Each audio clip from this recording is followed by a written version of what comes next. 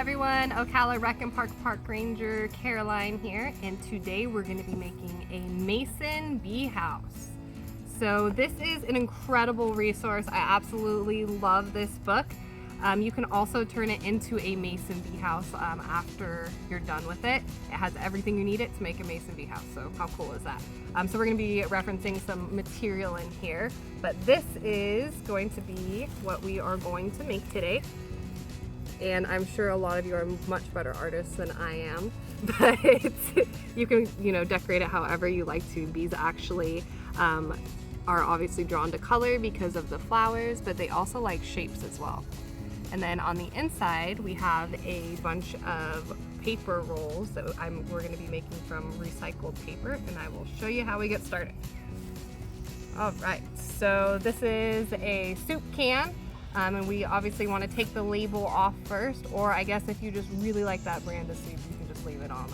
You never know. So it's empty on the inside. There's no jagged edges or anything like that that the bees could get hurt on. I have a bunch of recycled paper as well, so you can hold on to your old mail or anything like that.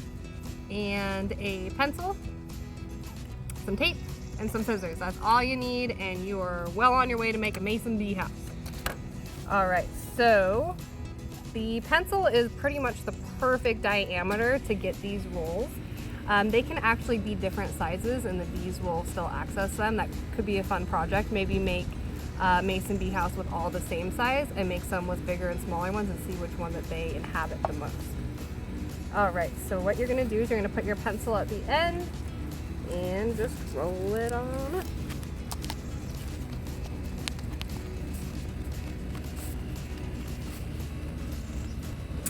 You're going to use just a little piece of tape in the middle. And you could also do this with those paper straws. If you have any of those laying around, or you go to restaurants that have paper straws, it's a great way to reuse those as well. And then you can put it in your can, and you can either clip them so they're below the lip now, or you can wait till later. I usually wait till later because it makes it easier to secure them. And then I'll use a Sharpie and I'll outline around where I need to cut it, and I'll pull them out and cut them all and then just shove them all back in there. So there's your first roll. The reason why you want it to be below the lip is because if it rains or there's any moisture, you don't want any bacteria getting into where the mother mason bee is going to be laying the cocoons. So let's talk about mason bees a little bit. So the reason they're called mason bees is because they build walls. So the female mason bee, here is your little house here, and they also will do this in old tree trunks, in nature, and things of that matter. This is just giving them an extra place to live. Our bee population is declining due to human impact. Some things like pollution, herbicides, pesticides. So giving them a little place to live in your own backyard is a really nice thing to do, and it's also very beneficial if you have a garden or plants or trees. Everybody has grass. Literally any vegetable, any flower, any tree benefits from having bees around. Mason bees actually, it can take about 250 mason bees, and I'll show you some pictures of them. And the mason bees are the smaller bees. And there are over 250 species in North America. If you've ever seen those black little bees buzzing around, and when the sun hits them, they look like a bluish color, that is an orchard mason bee. And it can take about 200 of them to pollinate an entire acre of orchard. It would take about 40,000 honeybees in order to do that. So mason bees are tiny little creatures, and they're amazing pollinators. So what the mother mason bee does is she has, on one side of her, she'll have all of her female eggs. On the other side, she'll have her male eggs. And she will put the female eggs at the bottom of the roll. So what she'll do is she'll come in the front here, and then she will gather pollen to be able to feed the larva, and she'll put it at the very back here of the can. So she'll have this big glob of pollen. And then she'll put one of the female eggs on top of the pollen. So when the larva is growing, it has that to eat, and it can start making its cocoon by having that to eat. So after she has her first female bee here, they're called mason bees because she'll go get dirt and things like that and build a wall between this female and the next female. And it's actually really creative and amazing how nature works, because if somehow bacteria got into this cocoon, this one in the back would still be okay. So by creating walls between each of her larvae, it is giving them a better chance of survival. And so this one mother bee, she can literally fill up every single one of these tubes. The reason why she wants to put the females in the back is they hatch a little bit later, and she'll put maybe 1 or 2 males in the front. Obviously just because they need them to reproduce.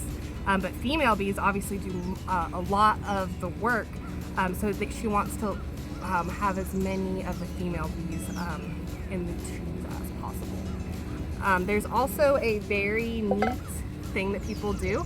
It's called harvesting mason bees. We live in Florida and it stays actually pretty warm here. So if the thought of harvesting bees out of these tubes completely grosses you out, don't worry about it. You don't have to do it. But you can research on YouTube. And after spring, after the bees are laid, and when it starts to get fall and winter, it starts getting a little bit chillier, you can actually just cut open the tubes. And if you look on YouTube, you can see this as well. There's tons and tons of videos on it. And you'll just unroll them and you'll see all of the little walls that she built between them. And you'll see all of the cocoons. And all you do is you drop them in water, because the cocoons are actually sealed and they're waterproof. And that helps get off any of the feces or any of the little aphids or bugs that are in there that could harm the mason bees. And people put them in their fridge. And then when spring comes around, they're ready to start wiggling around and flying, and they'll just set them outside, and then all of these bees will hatch and they will be ready to go. So it's super incredible. So what you'll do to continue making this, you just keep making those rolls like I said, and then you will just cut them down. And I didn't use any glue or anything that could harm the bees in this. All you do is you just keep stacking them in here until there's enough to keep them in there. So obviously that wouldn't be enough. And so you'll just keep taking them and shoving them in there. If you do decide not to harvest the bees, what you'll want to do every spring after they hatch, and you'll see them, they'll be flying out. It's actually really incredible. You'll want to make sure and make new tubes, just because the other bees have been in there. They've been making their cocoons. There's been a lot of pollination in there, and it's better just to have new tubes in there. And they actually sell tubes as well, but I think it's always great to use recycle stuff we have laying around the house and whatnot, a better way to help our pollinators out. So you just put enough in there so you can kind of shake it and they're not going to fall out. And like I said, none of these are over the lip, because you don't want any moisture getting in there, especially because the male bees are in the front here, and she will pack these tubes completely full all the way to the back. And you'll be able to see when it's sitting in the sun which tubes she's already laid in, and it's just fascinating to watch her, because she'll work entirely like day in and day out until she fills up these tubes. And then also I didn't put any string on these, because it's important that they're not in the wind going to and fro. Some of the plants that mason bees absolutely love, that a lot of people actually consider weeds, are called shepherd needle. We'll also post a picture of that in there, and they absolutely love that stuff, and they'll get a lot of their pollination from that. So we will go ahead and put this in the tree and show you guys a good place to put your mason bee house.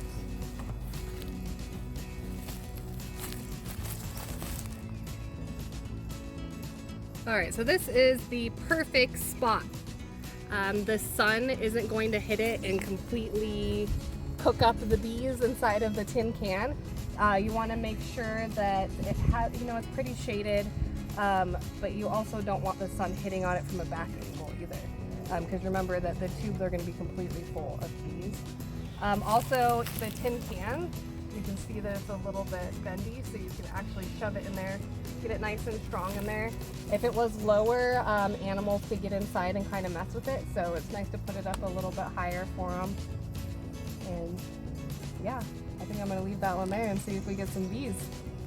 So we are in the Fort King National Historic Landmarks Teaching Garden. The park is open right now, sunrise to sunset, 7 days a week. Our visitor center is closed, but you are more than welcome to come and look at our garden, walk our trails, or go into the fort. But here and in all gardens, the main thing that is important is that we have bees. And without bees, we wouldn't have produce, we wouldn't have food, we wouldn't have a lot of our flowers. So bees are really, really important. And also in this book, there is some natural herbicides that you can use that will help our bee populations.